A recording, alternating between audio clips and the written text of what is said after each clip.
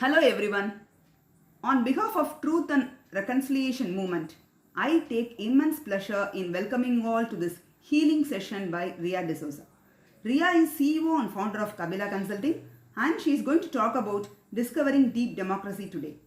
I would now request Rhea to take over. Thanks, Janaki.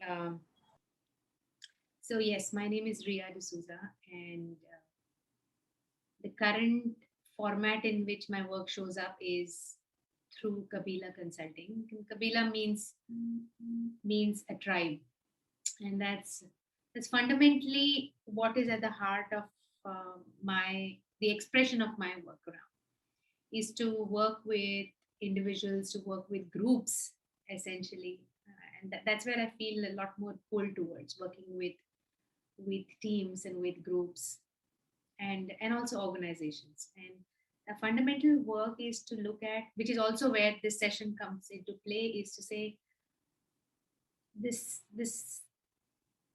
different levels of separation that we experience. Separation that I experience with me. Different parts of me are alienated. They don't talk to each other. Me with the other. Whether it is family members or teams, etc. That there is a distance, and as much as there is a yearning for it to be together, there is the other. And the same thing, since we operate as a fractal, gets played out in the rest of the world, right? There are these and then there are that, and between these two, the separation, the pain, and the wounding continues, right? We make decisions which are either popular or based on majority things, but the voices that get unheard, they keep going down into the unconscious within me, within a team, within organization, within this world, and that causes the pain. Anytime somebody is not listened to, some bit of violence gets born, and that violence gets collected and collected till one fine day we have war in different ways. Wars where people fight, wars where people die, wars on the earth, and so on. So I feel my work is called upon to be the bridge between this. Okay, how can we build bridges across these chasms that have happened, right? And how can we? And deep democracy is one method, one way in which we can do that. So that's a little bit about me, and I want to start by asking you a question. Um, where are you from? Where are you from? You can answer the question at whatever level feels right for you. But yeah, that's what we will start with. I'm current- currently in Bangalore. Mm, I think my heart also belongs with the world. mm, mm, mm. Thank you, Roy.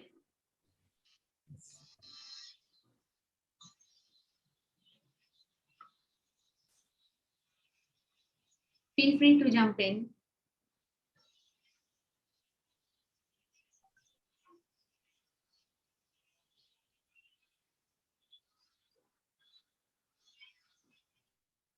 Maybe we do, Roy, you call the next person game. That way there's no pressure. Actually, I Uh, can just jump in before you call anybody and Excellent. say that the question is, where am I from? Uh, in this moment, I just want to say that I'm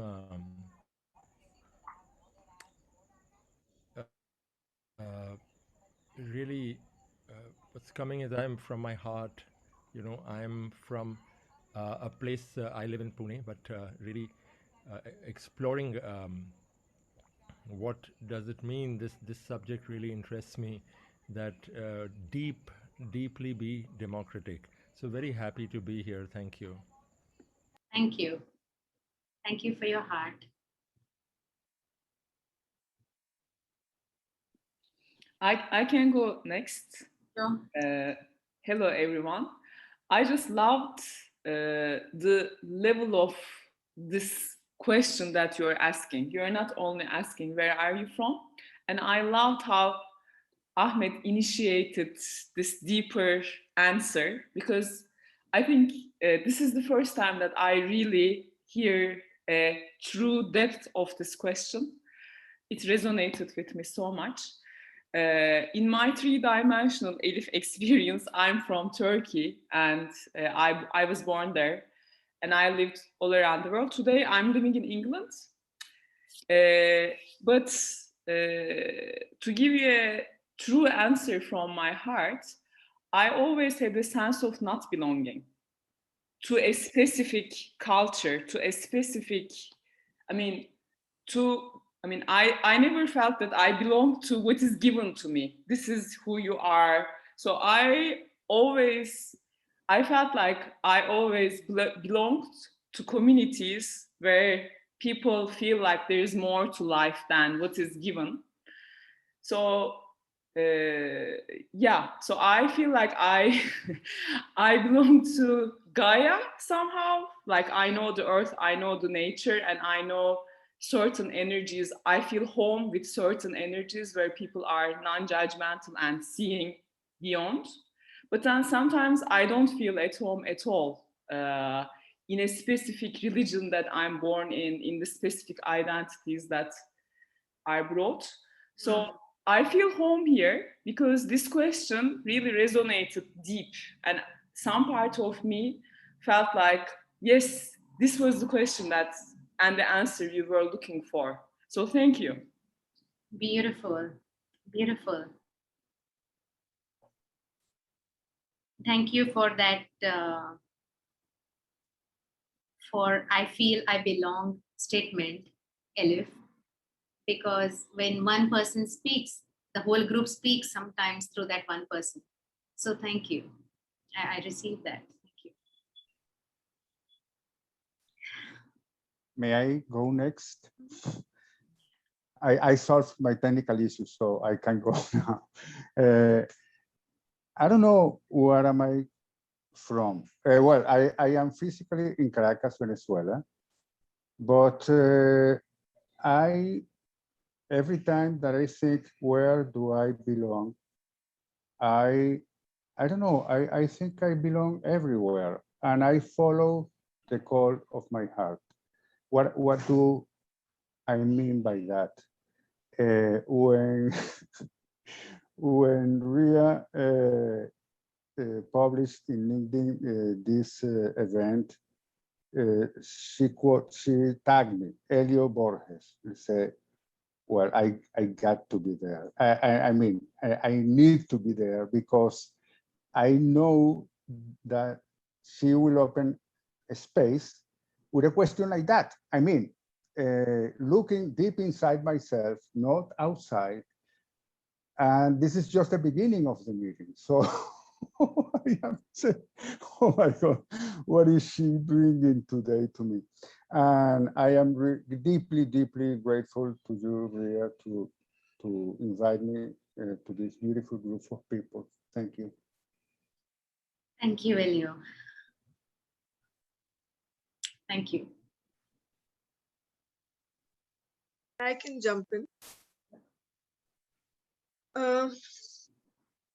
So I feel like I am I feel like I belong in the stars, in the world of ideas, in the world of sort of thoughts.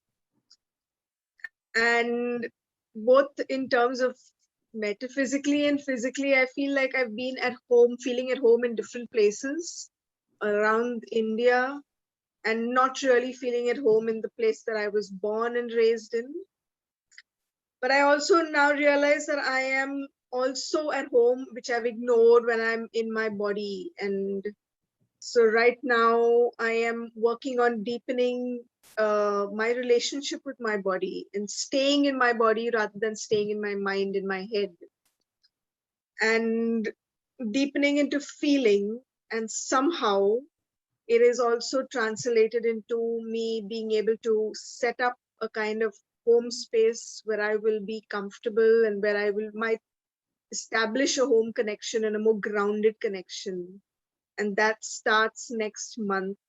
So I'm just feeling really happy to be here in this space and the opportunity to share space and to listen to all of you speak about where you've come from. And really, it's for me, it's so beautiful to listen to so many different perspectives on a question and to have them all welcomed. I sometimes feel I'm too much in my own world, and I love just being in this space. I feel very at home. Thank you. Thank you. Thank you, Michelle.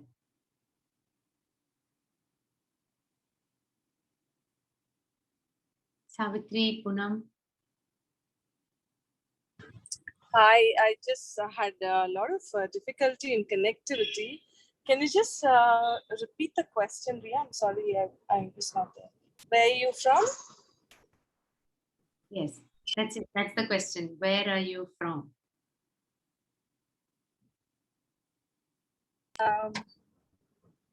Not too sure right now. Where am I from? I don't know really. I think physically right now I'm in Bangalore. But this seems to be like a very deep question. I wouldn't know the answer to that. Welcome. Welcome with your unknown also. That's amazing. Poonam, are you able to share? I know you are driving. Yeah. Yes. I'll just take off my mask.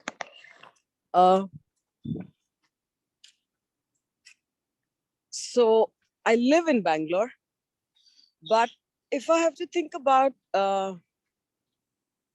where I don't belong to any place, I really feel I don't belong anywhere. But yet when I'm out, traveling different countries, different places, I also really feel that I belong everywhere. I feel I fit in everywhere. Maybe I'm not a very like a very strong personality that this thing. So I kind of feel I blend in everywhere. So yeah, that would be my answer. So you're from everywhere. Okay. Thank you. Oh, wow. My name is Rhea, and I am from, in this moment, the answer that comes to me is, so two places. So one is from Jupiter, okay? Well, that's really eons ago I came from. The other is, I feel like, inside of trees there is this thing called the xylem, which are these like tubes which carry water from the ground all the way to the top to the leaves, so that they can make food and so on and so forth. So they carry water.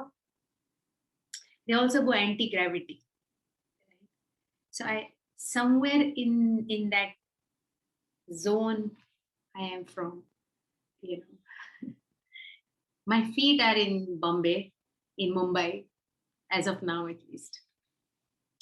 And I deeply resonate with each of your answers. And I don't know how many worlds my feet are in, Ahmed. So thank you.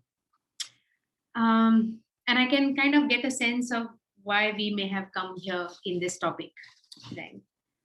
So let me just sort of little bit about my background. Well, I stand on the shoulders of my ancestors who were a lot in the domain of healing. There were doctors and nurses and social activists, and my grandmother ran a stone quarry and mining.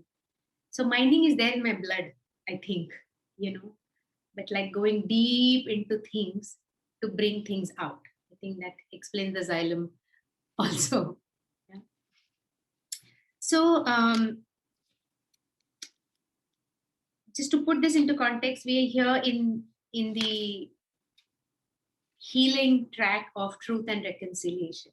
Right? There are two tracks in the truth and reconciliation theme. One is healing, one is leading. This is healing. Right? So we are all here from that perspective. The how of that is deep democracy. Okay, so I'm going to share with you this sort of philosophy slash thought slash process. For me, deep democracy is very, very close to my heart, right? Because separation and the sense of separation and not belonging is very close to my heart. And so in the process of looking at how do we, I can understand separation because I can feel it. But what do I do about it? And one of the places the healing answer happened is through this process of deep democracy. Now, before we get into this, these three words, right? Healing, truth, and reconciliation. Those are the three words. So in order to look at healing, we have to look at the wounding. What else is there to heal if you don't look at the wound, right? So it kind of goes without saying, but I'm still having to say it explicitly. So to look at healing, we have to look at the wounding. That's one. I'm kind of giving you the contours of the next couple of hours. The second thing is about truth. So truth, to be able to see the truth, you have to see what is the not true. And to look at reconciliation, you have to see where is separateness. Right? We can only reconcile that which is not reconciled, that which is separate, that which is divided. And therefore, there is an opportunity, therefore, for reconciliation. Right? That is the sort of context. So we're going to be looking at, in order to look at healing, truth, and reconciliation, we are going to look at wounding, untruth, and separateness. Yeah. Let me just pause and say, do you have any thoughts or questions, anything so far about this? Elio, are you saying something? Yes. I was speaking with someone about this disruption, and I mean political disruption, when we have these deep wounds, and it is painful to look at the wound and to penetrate in the wound. I live in the wound. I'm in Caracas, Venezuela. This is a living. I mean, I live inside the wound. And every time I speak with people, most people, even in this line of work, they don't like to look at the wounds. It is painful. It hurts to look inside the wound. Yes. Most people avoid that. Yes. Yeah. And that is one of the fundamental reasons why I tagged you in that post, Elio, because you will speak to it directly. Yes, Kiran, you have a question or a thought? Yeah, Rhea, we've often spoken, and I just felt like saying that for me, a wound is really encountering pain. And I also, have lived in pain, encountering it, and somewhere for me, truth, untruth also points me somehow to love. So it's almost like if truth, reconciliation, and healing are the three things, but for me at the center, somehow contacting the ground of love, which holds, a deeper and deeper pain, a kind of a breaking apart, is an exploration. Yeah. Yeah, absolutely. Ahmed wants to say something. Yeah. Yes, Ahmed. Yeah, so I kind of heard and received what you said with some amount of trepidation. and a question regarding expectation. So let me kind of first say a little more about the trepidation, because this is the second meeting that I've kind of attended in this Truth and Reconciliation conference, you might call it. And the first one was again, ironically, about wound and purpose. And so when I kind of heard this bit about wound and truth and stuff like that, though from a feeling perspective, it resonates and connects, but at the same time,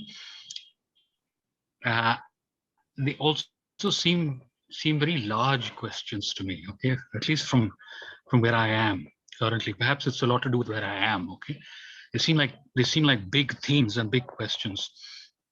So that then led me to wondering, what are we going to be doing? How long is the session for? Going to dive into one's wounds, okay, because that's going to take hell of a lot of time. The other bit I had was that I had another session later on, so there were some pragmatic questions, and are we going to talk about it? Are we going to deep dive? What can we expect? Yeah. Or are we going to talk about it like a framework? Okay, which is also fine. A kind of teachable point of view. So yeah, that's what came to my mind. Yeah. No, thank you for just saying it as it is, and I will respond to that. Elif has something to say. Yeah, your approach with the opposites triggered a thought in me, which I wanted to share. I feel like the current world that we are living in, putting too much emphasis on positivity, and the people who are wounded are other people. It's not me. Others. And I totally agree with Elio. I mean, I'm an energy healer, and I all the time work with my wounds and with the wounds of others, but people don't really want to go deep. And I know it for myself as well, because when life pushed me to work on my wounds, otherwise I wouldn't, because I was grown up in a society where everything is nice, like that positivity has a power connotation. And when you don't know what you don't know, when you're blind and when you're not initiated, you don't understand. So what I believe in is, I think we are constantly brainwashed by the branding of certain words. For example, meditation versus mindfulness. Like when you tap into the connotations of those words, people feel like they're either pulled to them, or meditation can be too deep, but mindfulness, yes, I can practice. So I feel like the path for freedom is making wounds like an everyday positive experience, making trauma and flipping the energetic resonation in the collective consciousness, because trauma has wisdom in it. If you want to wake up to the wisdom, you have to go through trauma. But currently, fake positivity, we don't want to go there because no, it's not for me. Yeah. So I think there's a need to really market trauma, market wound in a positive manner, so that we are all okay. I'm wounded, yes, because everybody is wounded. Yeah, absolutely. Collective is wounded. If you're part of the collective, everybody has traumas. So denial only makes it worse. Yes. Thank you. Share my thoughts. Yeah. No, absolutely. I mean, I completely agree with all the points that you've talked about, right? And I'm saying it from personal experience. I belong to that group, not till maybe 10, 12 years ago, where I said, no, we should be happy, we should be positive, blah, blah, blah. That's why I call this session encountering, because I had to have encounters, in order to break down, in order to see the wisdom, but I didn't get to it very easily. And so I understand that side as well, right? Like, and the wisdom, like you said, Elif. So to Ahmed, your question, in your trepidation when 8 is valid. Okay, and we welcome that trepidation also. In just also to address what to expect by the end of this, couple of things.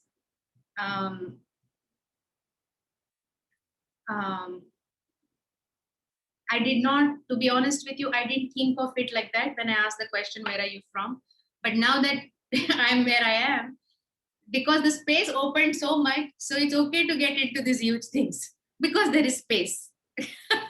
Collectively, since you're not from one thing, it's okay. I believe, like in my gut, I believe collectively right here, we have the capacity to hold whatever shows up, right?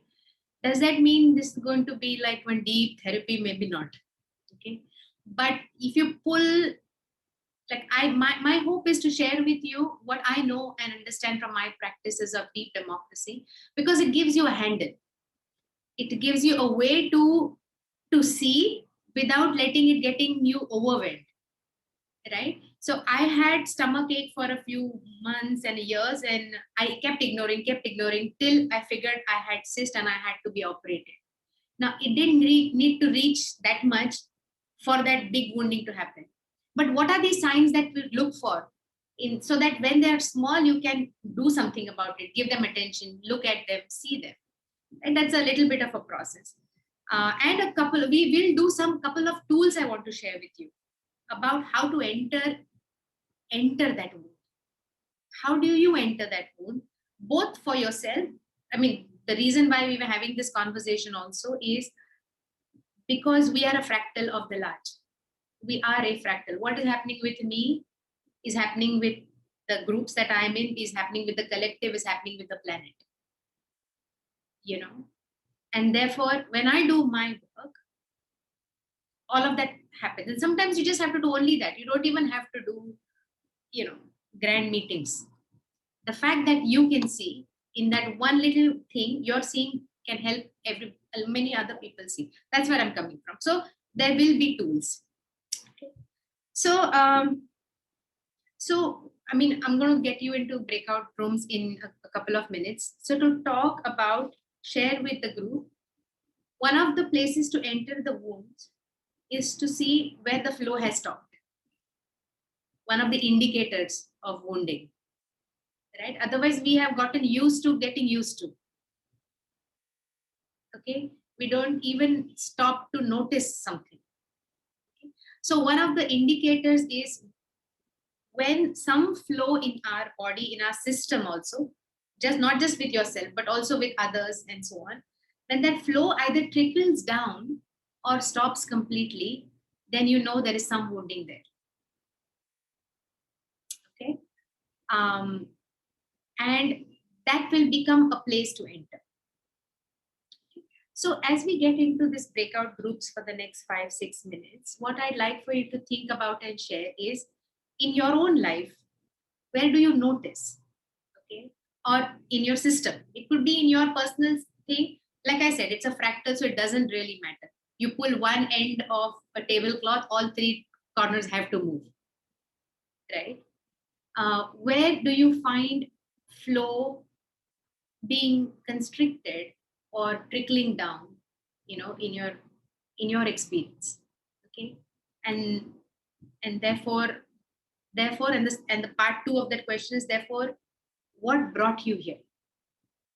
Not why did you come here? Not why did you come here? What brought you here? Yeah.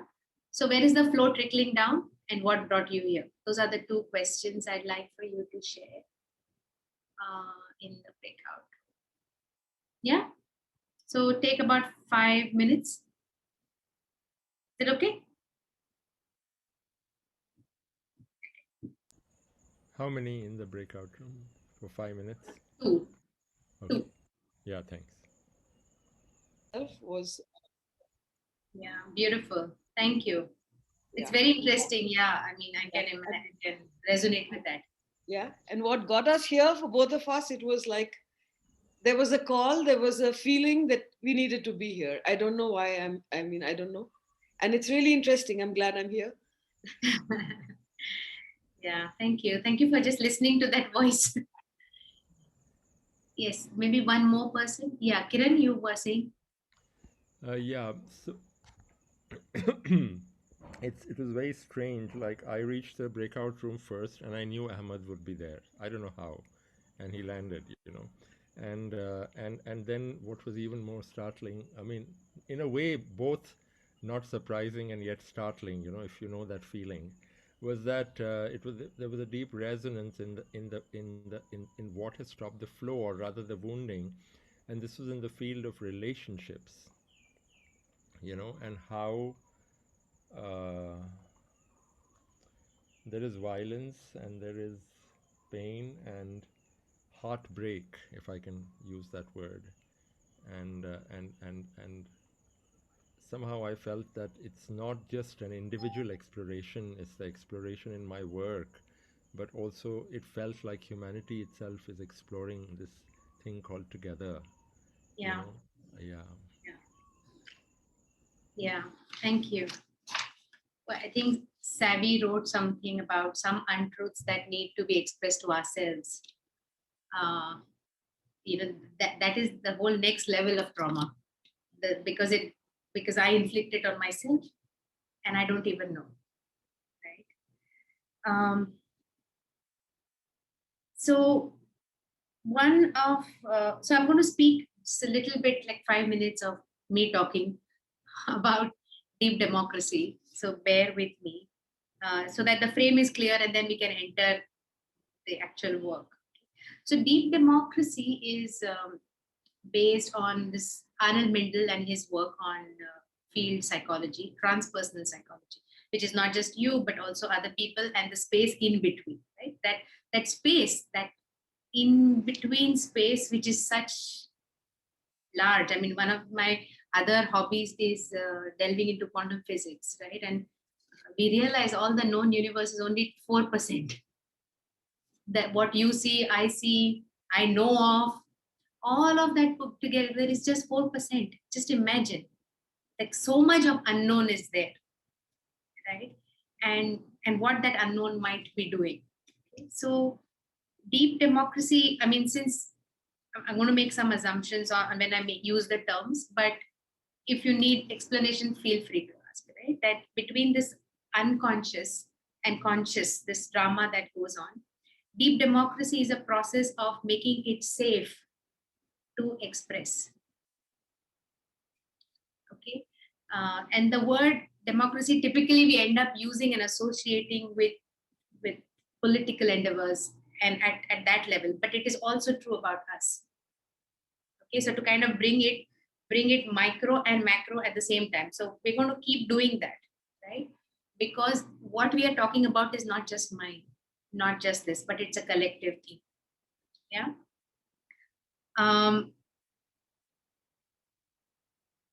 Deep democracy, therefore, goes on a couple of assumptions that what we people express is mostly governed by their unconscious.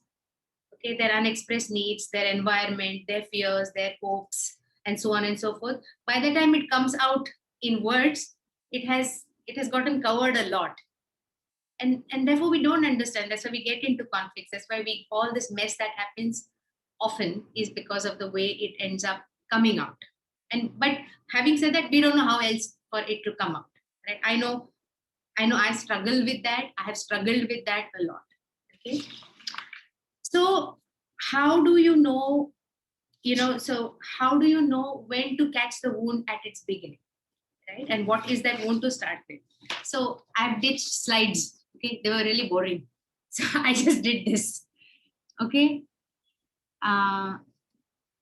So the wound. So we are not going to get into any personal, because they will have shades, but at a macro level, the biggest wound is repression. Okay, repression of my own feelings, my desires to want this, but then I look at people around me and say, no, I don't think it's okay for me to ask for what I want. Okay, so I repress it. Then I go there and saying, I don't want to go out to play now, or I don't want to eat this, and I don't say no, and I repress it. So we've gotten used to repression, and that kind of keeps going on, right? And that causes the wound. Okay, I repressed my expression, repressed my desires, repressed my expectations, repressed my truth. Okay, and got used to. So this collective, it goes on and on and on, and in the personal domain, that repression shows up in many forms. Okay? And the causes can be different. Like, but fundamentally, it is about, let me ask you instead of me saying it, right? Why do we repress? What would happen if and this is where the untruth starts happening, right? You ask me, do I want to do this? I want to say no, but I'll say yes. And in that one micro aggression, I have expressed the untruth. So my truth compromised. Okay. So just take a minute or two to think about, why do we repress my own feelings, my own thoughts, my own expression, my own desires? What is it? To receive love. Yeah. And the opposite. If I express, therefore, love will be withheld. Yeah. Thank you. To be accepted, to save ourselves from pain, fear of disconnection. Yeah. Yes. Anger from the other. Yes.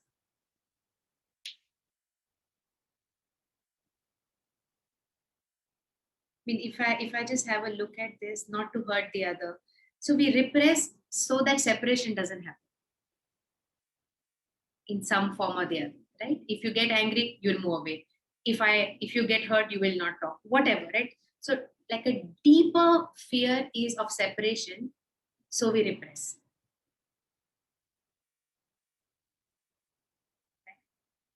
This repression at a collective level, okay, and this is the work of Richard Rudd, and feel free to reference him. I would encourage you to reference him. That at a collective level, this repression takes the shape and the form of terror. Okay, so terror, some years ago when I was working with some Nakshal groups, okay, through some not-for-profit that I was working with, I was amazed to see the kind of things that how this group came together. So much repression, and then somewhere it has to come out, right? This energy, it's finally energy. You can only push it down so much and so far. After one point, it shows as terror. That terror takes the form of terrorism, maybe in different forms, okay? Not just the way we see it, right? In the way people lash out. If you look at just road rage in a way, right? Suddenly out of nowhere, some things will happen. So at a collective, it looks like that. At a planetary level, if you zoom out, this repression takes the shape and the form of disease. Okay, things stop working, things stop flowing. That when the individuals are repressed at a on and on and on and on, at some level, at a planetary level, disease starts coming in because the flow is stopped. So we are back to the conversation of flow, right? When the flow stops, the disease occurs. Yeah. And one of the ways of entering this whole conversation is through catching it at its early stages. Okay. So going back to deep democracy, there is a conscious and there's an unconscious. We know that diagram. We know the iceberg, right? So because we repress and push below the waterline, all the other, our hopes, desires, and all the stuff that we talked about, which stop the flow, it doesn't stay there long, right? When the wounding starts to come out, there is something known as terrorist line. In the deep democracy methodology, it's called the terrorist line. Okay, it doesn't.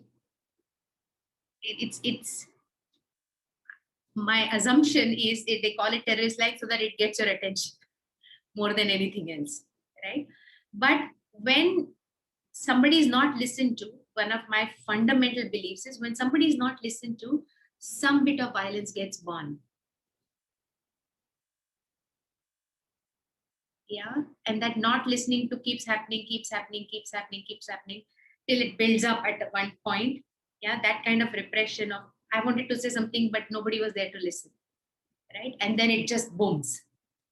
And then we alienate, like Elif was saying, right? These are those wounded people. These are the bad guys. Let's all go and do all the nice things, right? Because these bad guys get projected outside.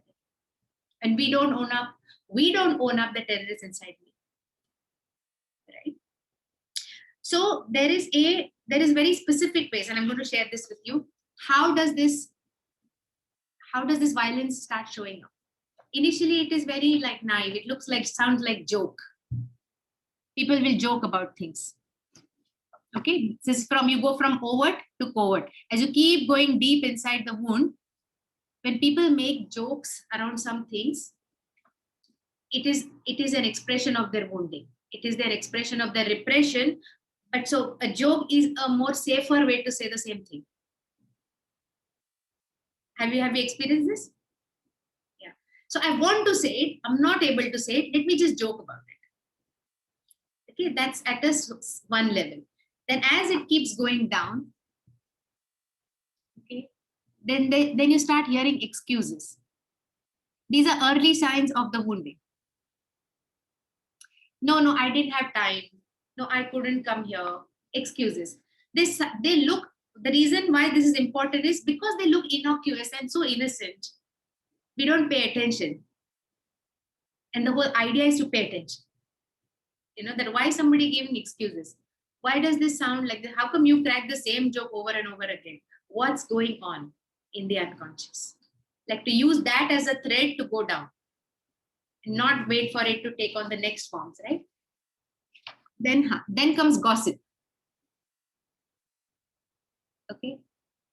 Then you'll talk about somebody else, right? That is another form of violence, which leads to deeper wounding. So you want to talk about, you can't talk about, then you talk about somebody else. But often, at least that's been my experience, right? Often the content of the gossip is your way of sharing your truth, but using other people. Okay, because it needs to come out of me. Otherwise, I know, deep inside you feel, but we don't have, for all these things, you don't want to hurt another person, you don't want to deal with the pain, etc., etc. We keep on doing it. Okay? Then comes, then it goes deeper, then comes a communication breakdown. Okay, then you say, okay, you know what, I don't want to talk to you. Okay, so it's getting deeper and deeper. Then the next one comes what is known in DD as go slow, which means you'll deliberately go slow. It's a very quiet rebellion. Have you done this? And we did this as children. He said, did you do this? No. You don't want to eat that food. You can't say no. So you'll eat slowly, till the mother gets fed up and said, okay, enough, don't eat. So are you getting a sense of it? Yeah. Then comes strike. That's it. I don't want to do it. So it's getting more and more and more and more thicker. And then finally there's war. So if we had paid attention to the jokes, we wouldn't have to reach the war in a manner of speaking. Yeah. Rhea, this is really beautiful. Yes. Just want to say, very beautiful, because I've actually experienced this whole movement from joke to gossip, and actually I've been the victim of that, and I kind of called it out. And amongst friends, it seems so innocent, and yet it's so violent. I'm just interested, have you created this framework, or it's from somewhere? Yeah. No, this is Anand Mendel's framework. Okay, thank you.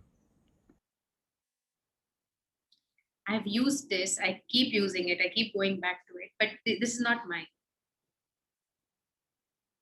Myrna Lewis and her husband Greg Lewis, they kind of marketed, popularized, trained people from it, because in South Africa, Myrna Lewis, who I learned this with, and I learned because entering into community conflicts, a lot of my work was around communities, and Kabila also means a tribe, is because deep down I feel the pain of that, and so to help that process. So this is that. So it can be used at a me-to-me level, it can be used in small groups, it can be used at large levels, the same thing. right? So far, Abhi, yes, Anand Mendu. Yeah. Okay. So what I want to do is take next 5 minutes, and we're going to get into breakout room to just explore this terrorist line a little bit more. You got these things, right? You got these? Okay. So just like Kiran was saying, like, there have been personal experiences of some of this. Some of it happened to you, some of this you did, some of this you saw, whatever that is. But to make it real, so because when you do that, it kind of comes out, and then we can. So what will help is you look at your own life and saying, where have you experienced? You take the repression wound deeper, and you say, when all did this repression happen, right? How did you try probably to bring it out? Like for me, for example, like comedy was like my go-to. I could say many things and get away with it, right? That was my go-to. But when that didn't work, I rebelled. Like I went on strike straight up, right?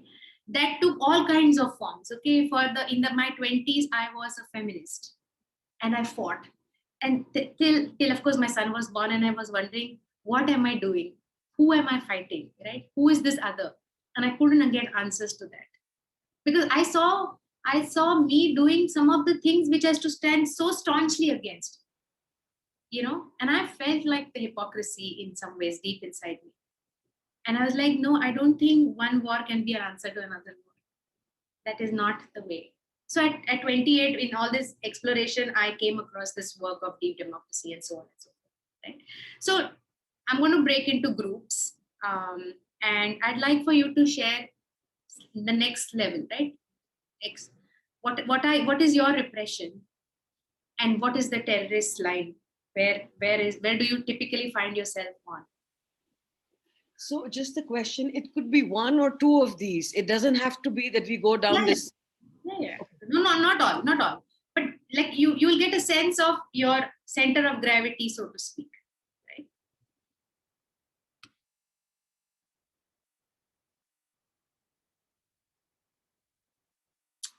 Okay. So 6 minutes, and we'll be back.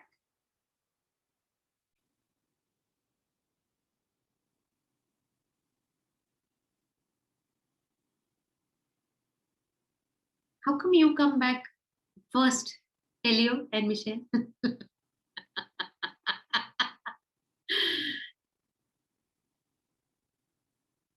You're on mute. I don't know. We had so little time that I took all the time of Michelle. She she didn't have time to express herself, so I repressed her in some way. It was lovely listening to you, and I learned from what you said. So thank you for sharing. Okay. So maybe one or two voices of how was this? Is there anything you'd like to share?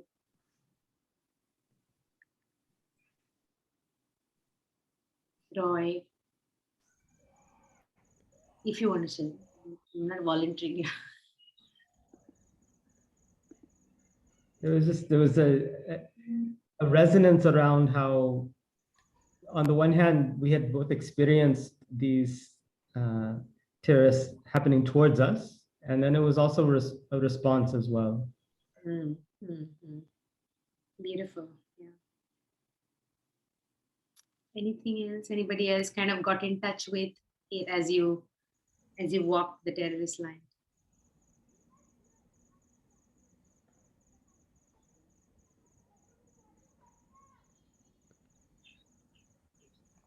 Poonam, do you want to go, or shall I, or what? She said you Sorry, I was on mute. You go ahead. Sorry. Okay. Yeah. Okay. Yeah. So yeah, we could sort of identify one was with the breakdown in communication as one of the phenomena there, and I mean both of us experienced being being the terrorists as well as being the recipients of terror, right? In these ways. So clearly no halo.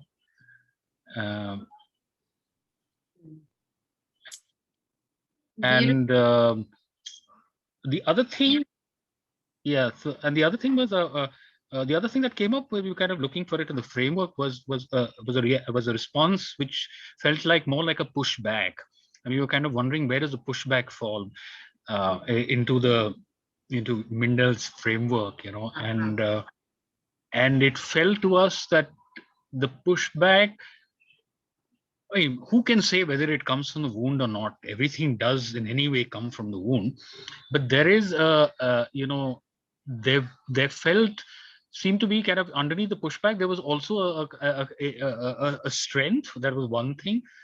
So a place of strength, not only a place of wound, but a place of strength. And the second thing was that a pushback made it, you know, brought things out into the open, saying that here, you know, we're having a bit of a confrontation, we're having a bit of a moment. I mean, there is charge or there is disagreement or conflict or whatever else. Okay, and it brought things out into the open, as opposed to you know, this sort of, you know, very passive aggressive this thing of you know, insidious processes of joking, gossiping, microaggressions and all that, which, you know, it left each one feeling more distant and separate in that sense. Whereas here the heat brought things, you know, it brought the heat out. And in that sense, maybe you know, it was a little more constructive. Beautiful. Yeah, I love the energy with which you're explaining this also, right? Yeah, I think and then that's the strength, right? Like what you were talking about, referring to the strength is to enter it, right? Like, and work with that fire, you know, instead of any flow, you know, like if two things are at the same level, flow stops. Water only flows when there is a differential, right? There's charge, there's pressure, there's differential, and so water flows. So, but if you say no, let's maintain status quo, then we have no flow. Then eventually it results into a wounding. So, but I also liked, and I think that will lead me into the next thing. Unless somebody has something very specific to say, can I move ahead? Yeah. Okay. Sure. So this thing that what you shared, Ahmed and Poonam, kind of leads us to the next piece. And before we get into, so I want to share two practices with you. About one is to see this and figure it out. What do you do with it next? That's a thing. But before that, too, this whole thing hinges around understanding, because Anand Mendel's whole work was on field theory. Right? So I'm going to take 2-3 minutes to explain field theory. Okay, so we were here, right? We looked at one single iceberg in a manner of speaking, but now you zoom out a little bit and you see many, right? Now in the field theory, imagine what happens is, like, all these are different people. Okay, this is A, B, C, D, and so on. Right? Now in the conscious part of A, B, C, D, there are some qualities, and in the unconscious, there are some qualities. Okay. Now, typically what happens in situations like this is, let's imagine this guy, what's his name? B. Okay. Very uncreative, but let's go with it. This is B, and B has like this green dot. Okay. Let's call it some quality that may be. Okay. So somebody is extremely, any example, take a quality, like I can be either compassionate, or it can be somebody who fights, okay, for the right things. Okay. Let's imagine. So this particular person has slightly bigger green dot. Let's say he has like 40 something green dot. Now all the other people also have that quote unquote fighter inside of them, but they are small dots. They are like maybe 5 or 7 or 10. Okay. So they're little, and they generally repress it. Okay. It is not allowed because maybe they grew up in a household where being angry was not okay. Or they saw somebody who was very angry, decided it is not a good thing to be repressed it. So it's there, but it is any unconscious. So it's tiny. Okay. For our guy B, it is big. Now, because of this big, what happens, it creates like a, think of it like a magnetic pull. Okay. Now, so this person already has a valence for that quality, which is much higher and therefore more visible than the rest. So these other guys, what they do is they'll happily end up projecting onto this. These little green dots, they will push their 5%, 10%, 15% onto this. So when this guy started with 40, now he's 80. He lives out 80 anger. Okay, 40 is his. The other 40 is all the rest of the people who didn't own their anger. Now this one had to. Okay, so this becomes a bigger green dot than it is normally. So it also evokes reaction akin to 80. But inside him is like, wonders like, what happened to this? I'm being angry 40, but he doesn't realize the other 40 doesn't belong to him. Okay, I'll give you an example of just to see this phenomena, right? If you go to a wedding, this projection bit, right? You go to a wedding and you see this bride and bridegroom and there's a whole hajar people. At least in India, there are like lots of people. Assume this is pre-COVID days when you're imagining, okay? So now this bride and the groom can be general average looking people on a day-to-day basis. But that day, their beauty enhances so much that they look just amazing. Have you noticed that phenomena? Right? Now, that is the same thing. The green dot called beauty and innocence and joy of new beginning. All the 100 people in the audience also have that. So that day, because this is their day and it is shining bright and visible, they all project their innocence, their joy, their pieces of beauty onto these two people. And then it now looks such a great, grand thing. Okay. So I'm giving a different example just to say it's not everything is dark and bad only. Okay. So anger, I'll give you another example. Road rage. Okay. There'll be two people. This is one of those common examples. Like some guy hit another guy. There are maybe 4 people involved. It should be about those 4 people. Maybe they will hit each other. But suddenly you will see like 20 other random people suddenly get into fighting. They may not know who are the people. Why are they fighting? Nothing. Right? But suddenly the fight outside pulls out fight from inside. And it becomes like one place where I can let it out without becoming the bad guy. And you think we are fighting because of this fight. What they're not saying, it is a sanctioned space to be abusive and angry. Nobody will think of bad of me because I think I'm fighting this fight. Then they go back. So some fight got let loose. The repression, the wound of repression, some repression had some expression and happened. Not the ideal way of happening, but this is, I'm just trying to explain to you field theory. Okay. So people disown their pieces. So what Emma just now you said, right? The terrorist, not just that guy. Sometimes you also have been there. That is the beginning of the healing. When you own that piece also, you know, when you say they are not these people and that people, that separation is the cause of that wound to start with, right? And so in a system, when you label somebody and say this guy is bad, maybe if you take him out, everything will be okay. Doesn't happen like that. Okay, I work with organization. I've seen this play out. They'll say this guy is the bad guy. So he was, everybody projected onto him. People leave him, but the green dot has not gone. Now the green dot will find another person who has a slightly higher proclivity or valence to do, and he will get set up to play that role. Right? So one thing belongs as much to you as it belongs to the system. Right? But it is also therefore very important you know your boundaries. So deep democracy talks about inclusion with boundaries. It doesn't mean you take on everybody's stuff and take on everything and then, you know, you get, and I've burned my finger many, many times as this, you know. One of the things I had was this taking responsibility. Okay. And so when, and I don't know if Roy remembers it or not. Sometimes when we were in some of these settings and somebody will say, okay, so it's a voluntary setting. Voluntary means anybody can volunteer. And we are sitting and saying, okay, we have this conference coming up. Who will do it? Before I know it, my hand suddenly goes up like this. Right?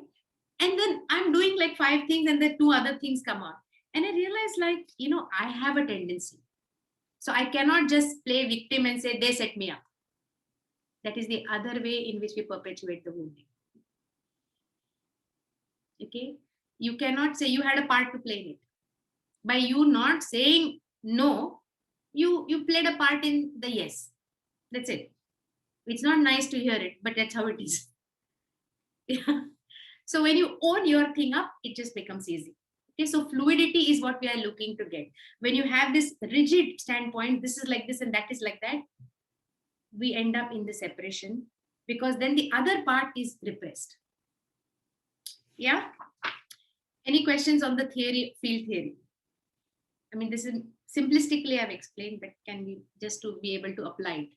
I have a question. Yes. So owning your stuff also means disowning what doesn't belong to you, right? Because we pass on, as you said, in the systemic setting, because of what we have maybe inherited as a victim, we tend to sort of attract the projections. Yes. So it's about giving it back, right? They don't belong to me.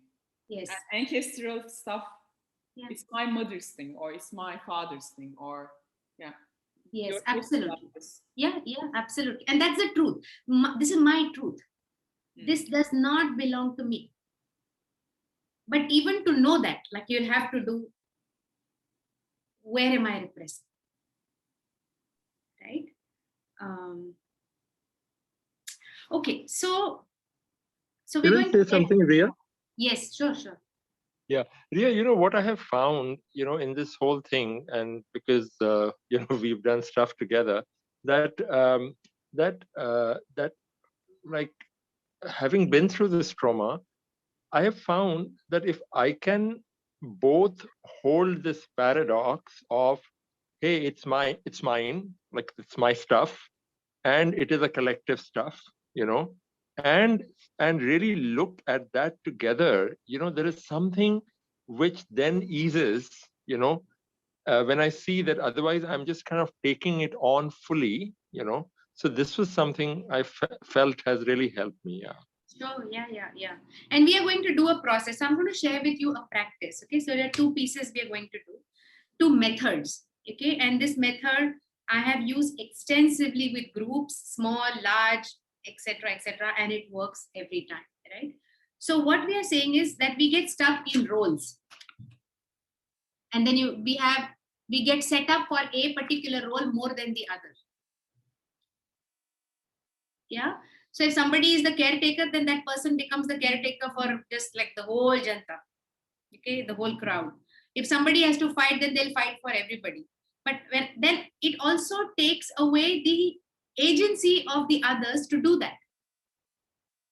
So I will give you how my encounters, right? Like, I used to work with a couple of people. So this taking responsibility again and again and again made some of the other people I was working with incapable of taking responsibility. When I confronted that fact about how I was causing the very things that I kept complaining about, because it served me, right? And I had to be truthful to myself. I mean, that's what I think Savi was talking about. Like, that is the truth I had to own. And it came with its own wisdom, right? That if I let that go, some other person will take it up. Like, can I trust universe? Can I have that faith? Right? But I have to call myself out on my lies first, right? So the process that I'm going to explain to you, it's called the argument.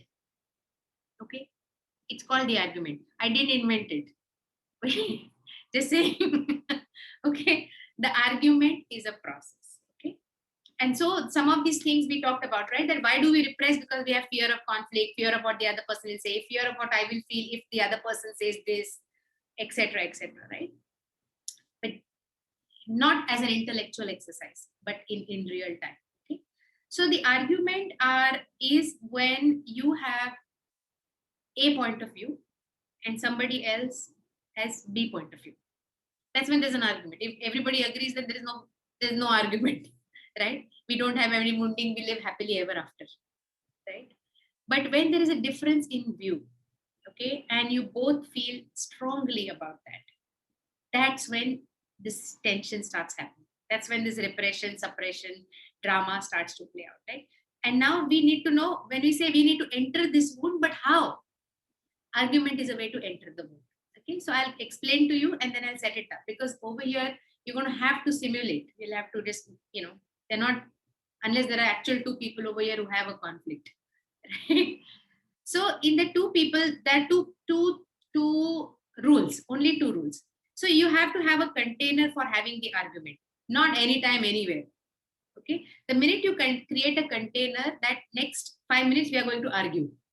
Okay, and you stick to time boundaries. Okay, the three boundaries which are going to be super essential when we are having this conversation of deep democracy is time boundary, role boundary, and task boundary. Three boundaries.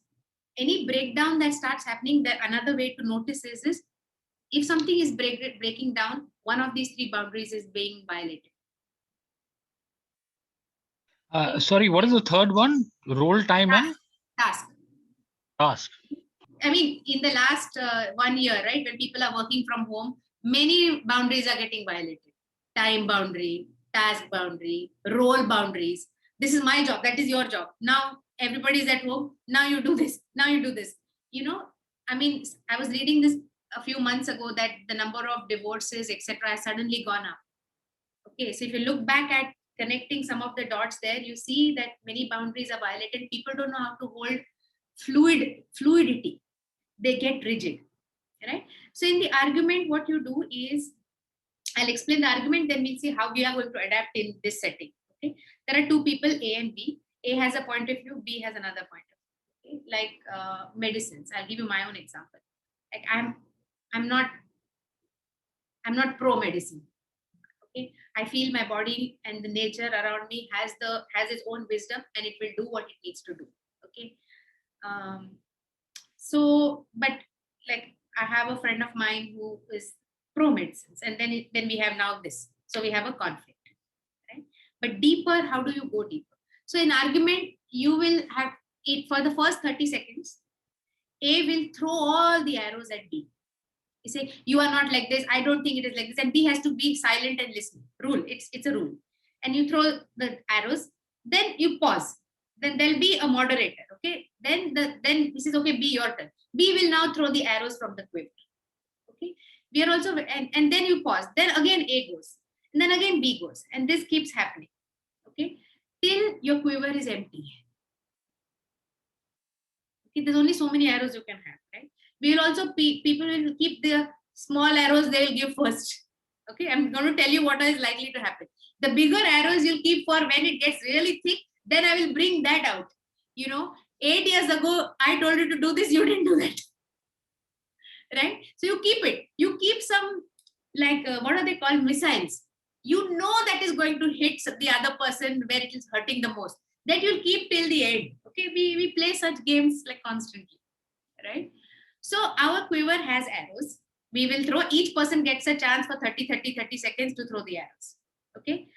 After that, at one point in time, you realize that whatever the other person had said, some of it you will agree with over a period of time. You say, yeah, but that point made sense. When that happens, you're free to agree. Okay. If you were doing it in person, you would actually physically move from one place to another, saying, yeah, I think that point, that works for me also. I feel really hurt for 2 days after that. The other person will say, I feel really hurt 2 days after that. It's common. I also feel like that. So you can move there. And then you can move here. And then you can move a little.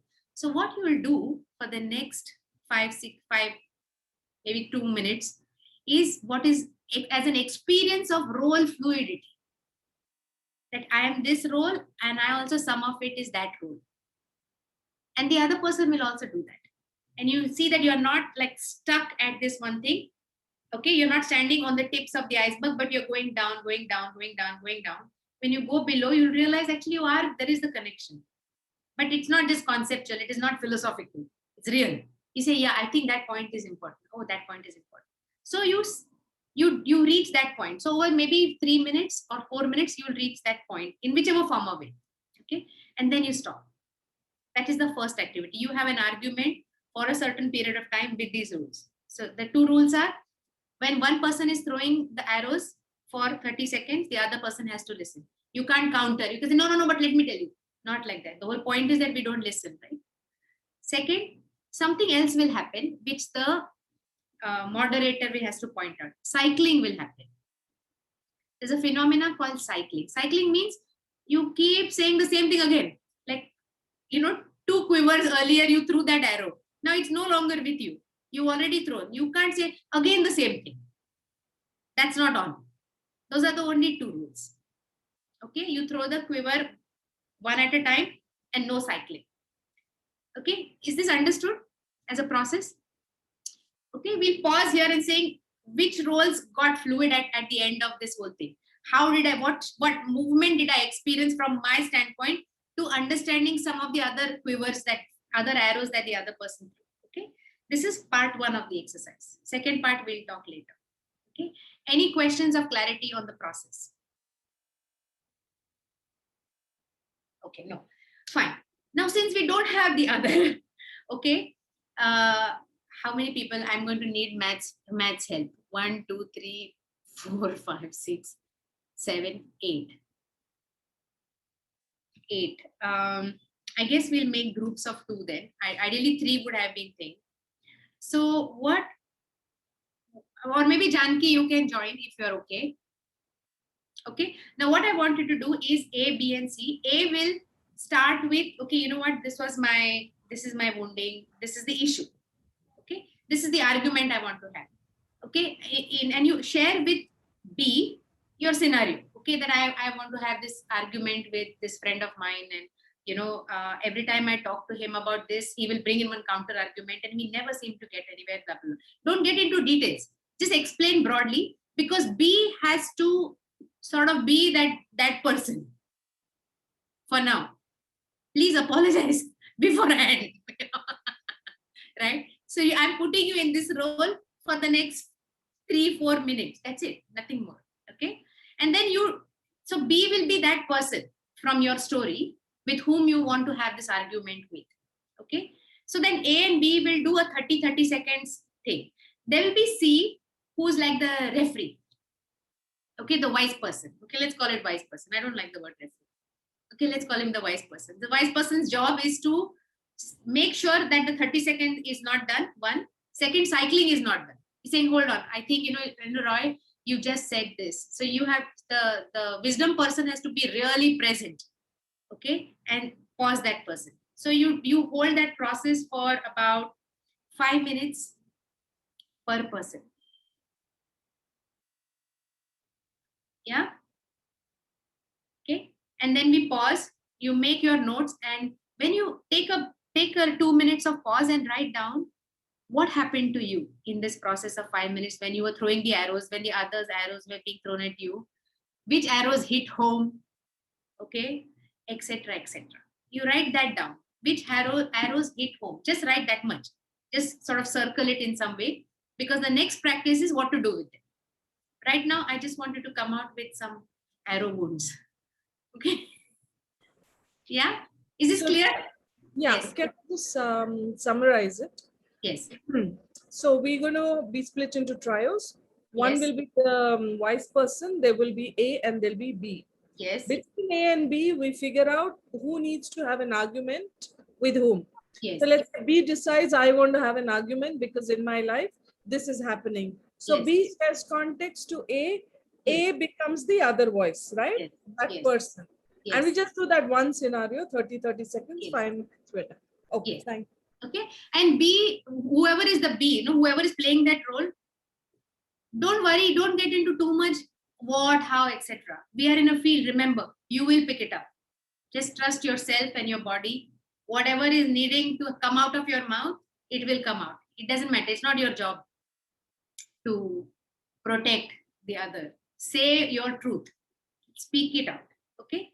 When you get a chance to throw your throwers. Okay. So we will have about 10 minutes. 10 minutes for this. I'm not sure everybody will get a chance to do this, but at least in a triad, 2 people I'd like for you all to do it. So please democratically take the decision. Loved more. You would have liked more time? Yeah, we were just in the middle of it. Did we Oh, have just 5 minutes? 5 minutes per person. But do you need more time? Do you want to go back?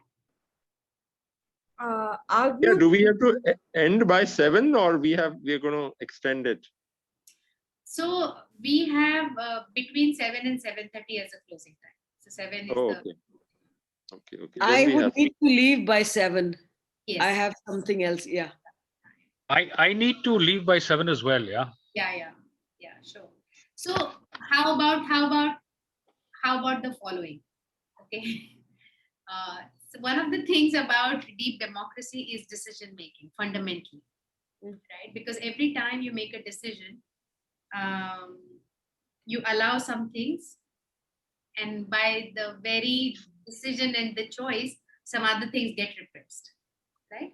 And then the wounding happens and so on. So deeper when you go into the deep democracy journey, and I really explore you to do it, is to say, how can you make decisions? You still have to make a decision, but how can you take the wisdom of the minority voices into it? Minority voices, not minority decisions, right? Which is to say, yes, I respecting that 2 people have to leave, and so there is one more piece, the closing piece, and then those of you who are willing to, we can still spend more time, 10-15 minutes more after that. Is that okay? Yeah. Yes. Okay, great. All right. Okay, so so you had some arrows. Okay, so the second practice is called the golden arrow. After the argument, the golden arrow. Now the golden arrow is when these arguments happen. Now this is a setup argument so that it is a safe environment for you to say the things you have to say, right? Because often people will not be able to listen to you unless they have been listened to, and it is not a logical argument, right? So you must let them empty out. There's a process. This process of quiver throwing is called emptying out.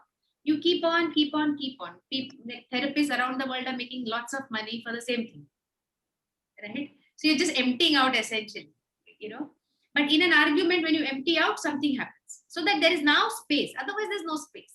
Okay? Now, in this process, some arrows would hit home. And the golden arrow, going back to what Elif was talking about, the wisdom of the wound. When a golden arrow hits, now there will be many arrows hit, some will be golden. The golden ones will cause pain. They will hit the wound. The repressed wound will get hit and get activated, right? So Ahmed was talking about how it gives you the courage and strength because it has gotten activated. So long it remained dormant, doesn't mean it was not there. But now this arrow has activated something inside of it, right? So now, and so therefore there is a wisdom of that, right? That which is opening up, that which wants to be expressed. So the golden arrow has to be gently pulled out. And you sit with it and saying, what is the wisdom? What hurt when the arrow hurt? What was repressed that is wanting to show up? Okay, those are the 2 questions. What hurt? My identity as a mother was hurt when this happened. Okay, my role as this got hit when that happened. What wants to be expressed? What was repressed and wants to be expressed is this. Is the wound will start bleeding, right? And that is holy in a way, right? That blood, like when you let it come out, it will heal. When it is held inside, it will cause all kinds of infection. Okay, so some wounds have to be cut deliberately, so for that sort of infected blood to move out. The same process. So you bring it out gently, saying, what is the wisdom? But what we end up doing is, we say, oh my God, there I go again. I shouldn't have taken it personally. Maybe I shouldn't have gotten angry. So there's already a golden arrow. On the back of it, you hit another arrow of judgment on yourself. Okay, it's wrong for me to feel like this. I am this evolved person. I should not be angry all the time, right? So then you hit your golden arrow on the back with another arrow. And so you dig it deeper. instead of pulling it out. Okay, so take the next 2-3 minutes in silence to take whatever arrow must have hit home, your golden arrow in the last argument. It may be from that activity, but doesn't have to be. For this group, I'm going to extend it and say, there'll be something some people will say which hits that wound. It's like the golden arrow. And it has happened before, it will happen again. But for once now, my invitation to you is to pull it out gently, with care, with love, with compassion, and to see what is it wanting to say, what wants to be expressed. Okay, so take 2 minutes, individual silence. Let's just be quiet.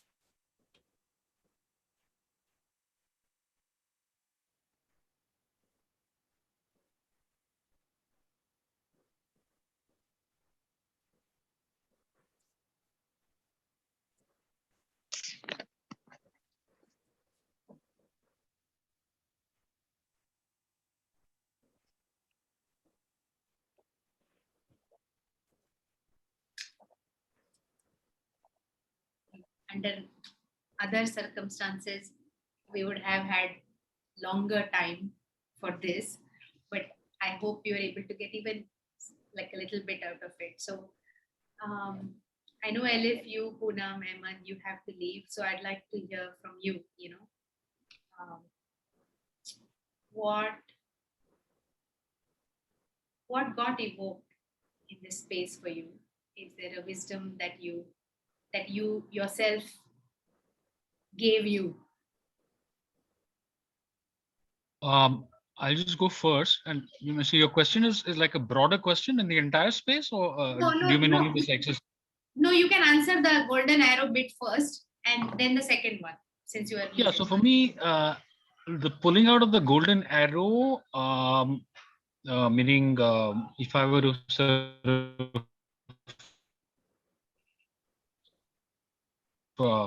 see what comes up for me, I mean, and can I bring an understanding, because your voice is breaking, Emma. I can see where the person is coming from. Yeah, sorry. I'm with the concern and care of the person, even though the person is sort of being very sort of, high-handed and all that. And if I can bring some compassion, an understanding for where the person is coming from, I think that might be something that might help in moving past this sort of woundedness and getting into a breakdown.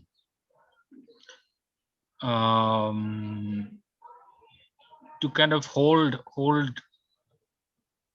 compassion, I guess, and to sit with that and say, yeah, okay, I mean, this is how I feel. But then, my dilemma was, should I allow myself to feel wounded or not? If I did, anyway, so that's a different matter. Yeah, anyway. So yeah, So compassion and understanding. I don't know if that's what you were asking. Okay, I'm Yeah, no, I'm just saying whatever your golden arrow. Oh, you were asking me what? Yeah, the arrow was essentially the sense of kind of disappointment. Okay, sense of implied failure, disappointment. Okay, an authority figure.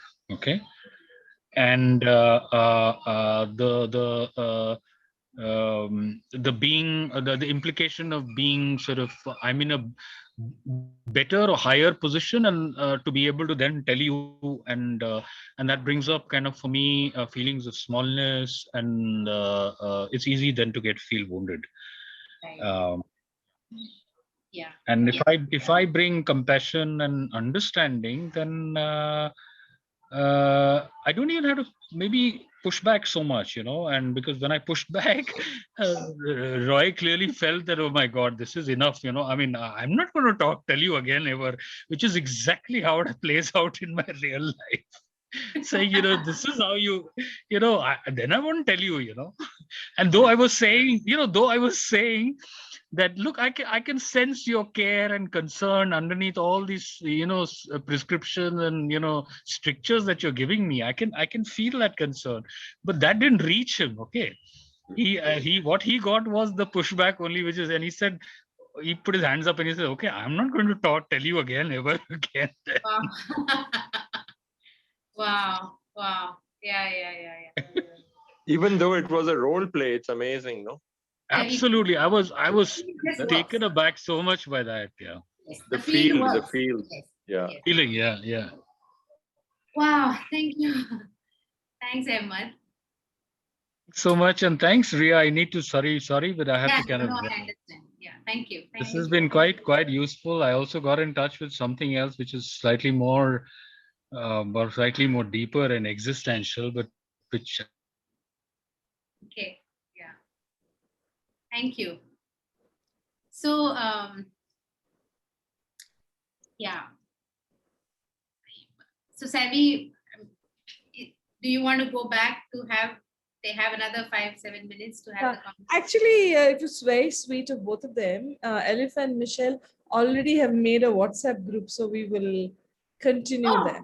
Yeah. Oh, very nice. Awesome. Yeah. Okay, so then let's stay with the golden arrow conversation. What did your golden arrow? What did it reveal for you? Rhea, what is it when you are the wise man and you are in one of the sides? That's my role right now. I am trying to be the wise man in the deep wound in Venezuela, but I feel deeply in one of the sides. And how do I cross the bridge? I mean, inside myself, I feel unable to do that. The oppression is so huge. We are at war, literally.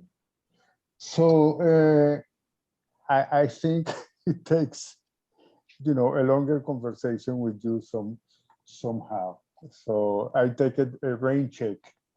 Yeah, sure. Thank you. Yeah, no, we can have a longer conversation later. I mean, the thing that's coming up for me, Helio, is what are you at war with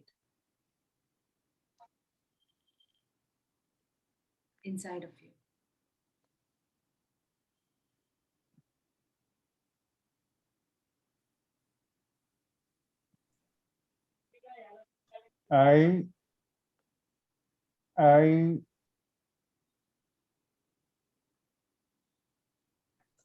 I've been called to be the wise man elsewhere, in Argentina, for example. And I refuse to see the wound right here in my country, because I feel it so deeply that I feel unable to play that role here. I am totally biased. And that's a wound in itself. I mean, it is sort of a dystopian reality that I am living right now, that I have to make sense of it. And what is my real role in this, bigger play around the world? And right now I am sitting here with you, participating in this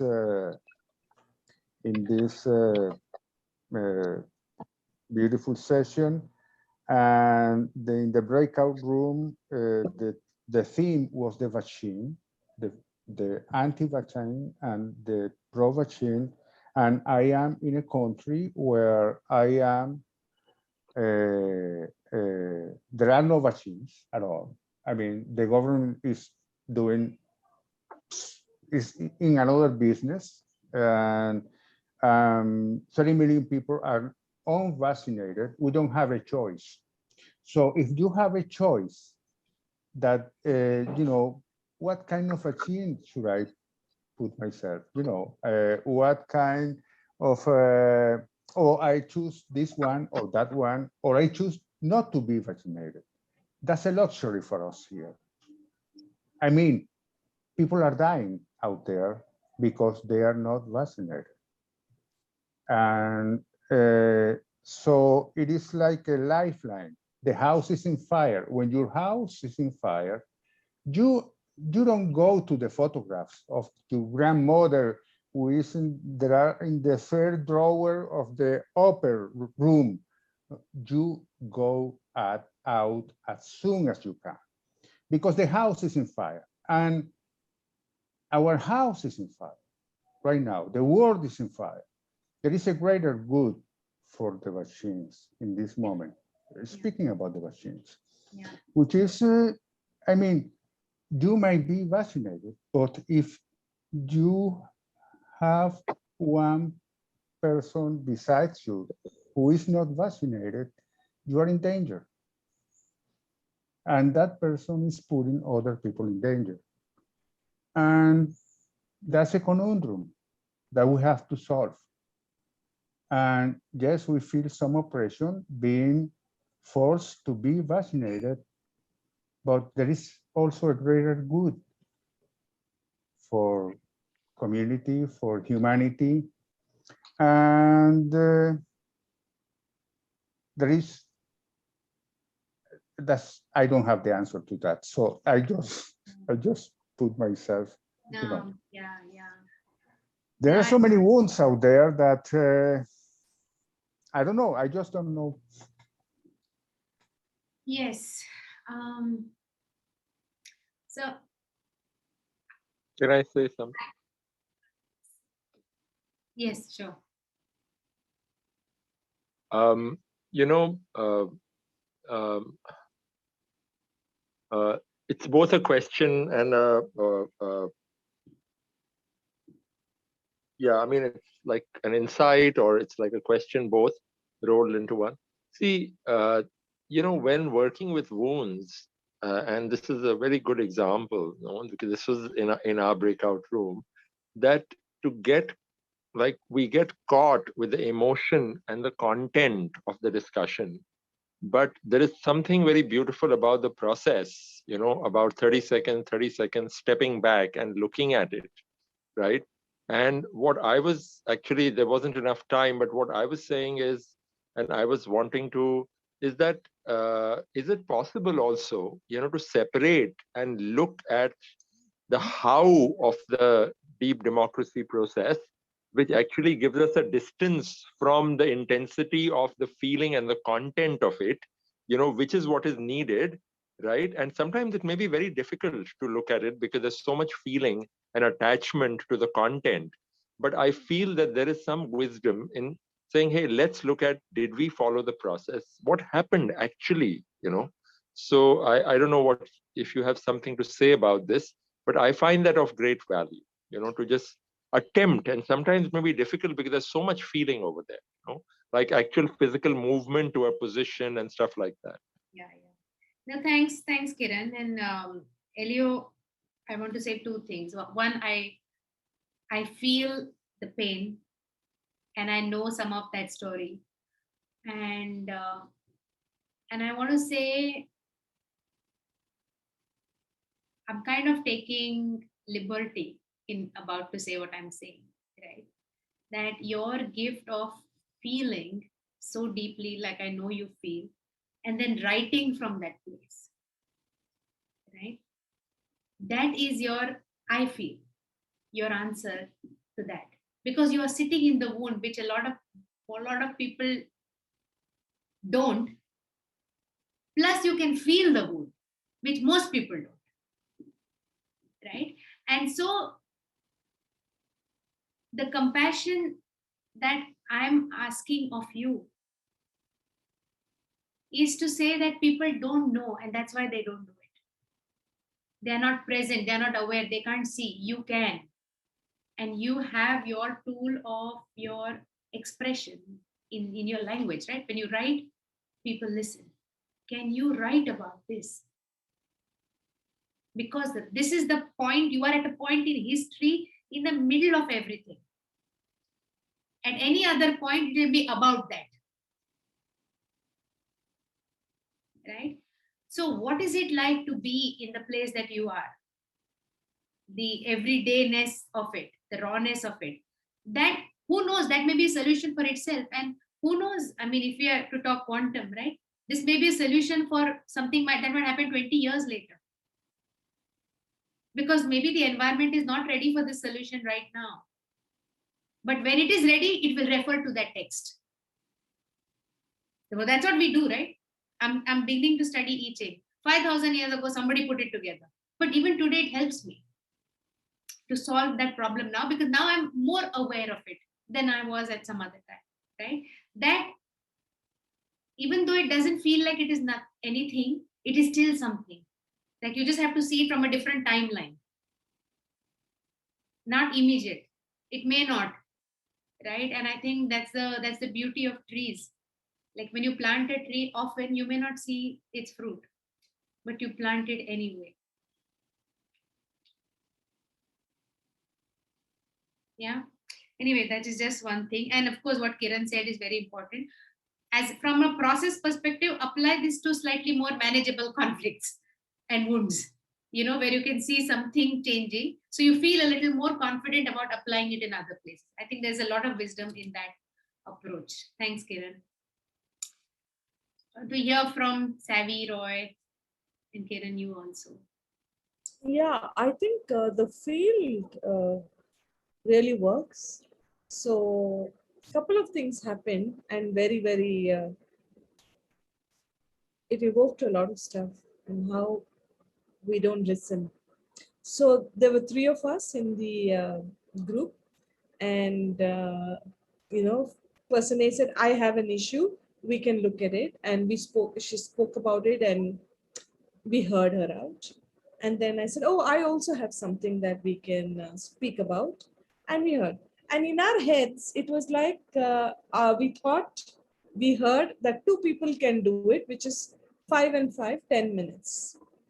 Yeah. And immediately we said, oh, let's quickly get started with it. Let's give the context. You become the wisdom person, da, da, da. And then the third person actually said, you know what?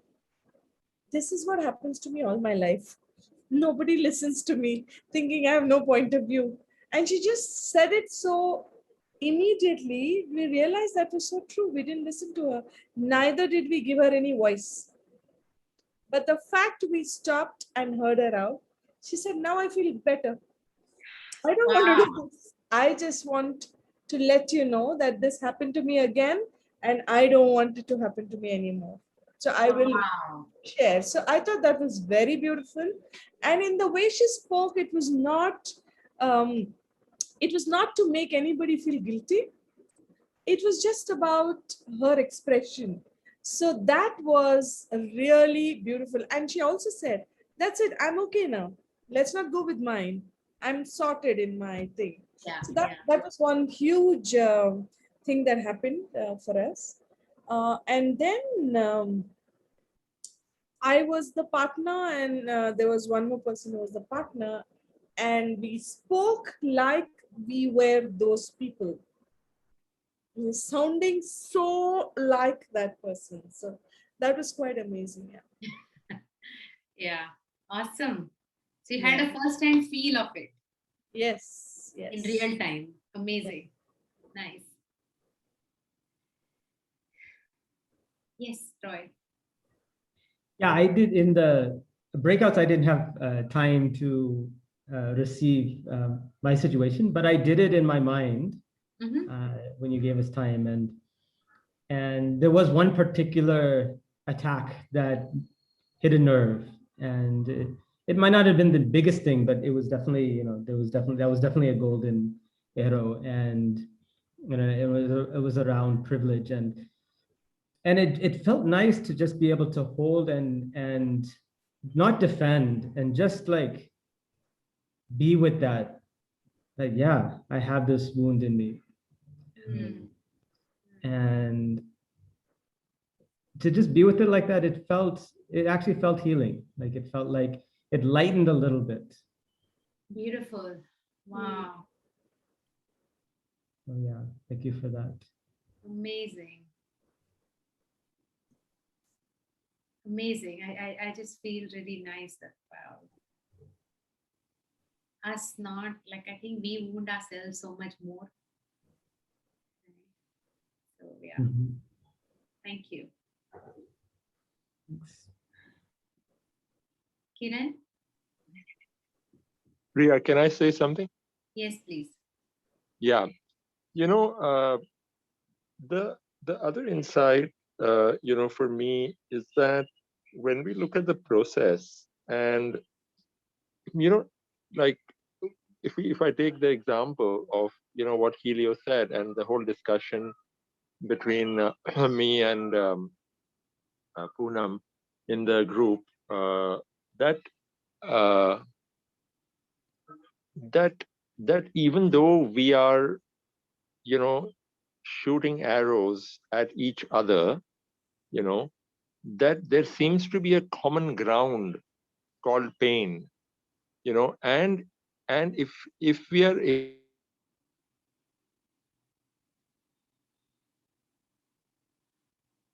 We lost you, Kiran. We can't hear you, Kiran. I think he's in this low signal area or something.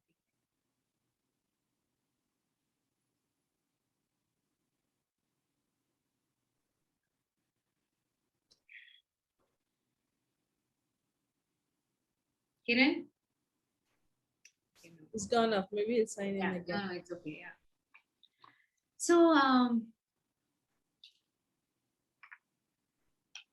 think for me, you know, it's one thing to know it works and another thing to know again that it works. Yeah. Right? And it doesn't matter. The field is a field in which we are connected. Right? And that actually brings up hope for me. You know, that I don't need to go out there. Otherwise, sometimes it gets overwhelming to think there are so many people. How can I change so many people's mind? And I realize I don't need to. If I truly live from a quantum understanding of myself, I don't need to do all that. I can do it just quietly in my table, in my corner, like Roy was saying, with myself, and that's it. Right? Because anything that comes in contact with that, then anyway, it has the ripple effect. Right? So we underestimate the power of one in that sense. Right? So I'm just amazed at that. Kiran, are you back? Yeah, he messaged me saying he's in the network is extremely no bad. problem, no problem. Okay. So then I think then this feels like a place which is to close for now. And thank you. Unless anybody else wants to say anything. So thank you very much. Yeah, thank you. Thanks, Rhea. Thank you, Rhea. It was a beautiful session. Thank you. I needed that. Thank you.